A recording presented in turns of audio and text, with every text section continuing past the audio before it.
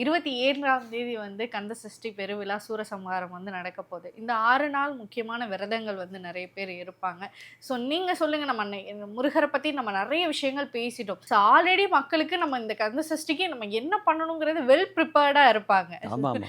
இப்போ நிறைய பேர் இந்த விரதங்கள்லாம் வந்து கடைபிடிக்கிறாங்க. இப்போ வந்து இந்த மிளகு விரதம்ங்கிறதெல்லாம் சொல்றாங்க. ஸோ அந்த மாதிரி எந்த விரதங்கள் முருகருக்கு ரொம்ப பிடிக்கும்? நம்ம கேட்டத உடனே இதை பண்ணீங்கன்னா டக்குன்னு முருகர் நீங்க கேட்டதை கொடுத்துருவாரு அப்படின்னு ஏதாவது ஒரு சின்ன டிப்ஸ் கொடுக்க முடியுமா? உண்மையாக நீங்கள் முருக பக்தராக இருந்தால் நான் ஒன்று சொல்கிறேன், கந்த சஷ்டி விரதத்தை போல கடுமையான விரதம் உலகத்தில் எதுவுமே இல்லை.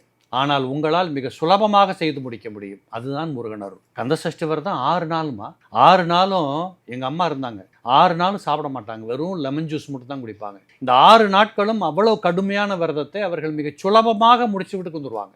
அப்போ இது எப்படின்னு கேட்டிங்கன்னா, அந்த பக்தி, அந்த முருகப்பெருமானுடைய அருள். ஒரு வாட்டி சாப்பிடலைன்னா கைகாலெலாம் விடவிடன்னு உதறதுன்னு சொல்கிறவங்க எத்தனை பேர் இருக்காங்களா இல்லையா? அப்போ 6 நாள் என்னன்னு பொழுது கழிக்கிறது. அப்போ இது ரியலாகவே உங்களால் ஒன்று சொல்கிறேன் கேளுங்க, கந்த சஷ்டிக்கு விரதம் இருப்போன்னு நினைச்சாலே நீங்கள் முருகன் பக்கத்துக்கு நெருங்கிட்டீங்கன்னு அர்த்தம்.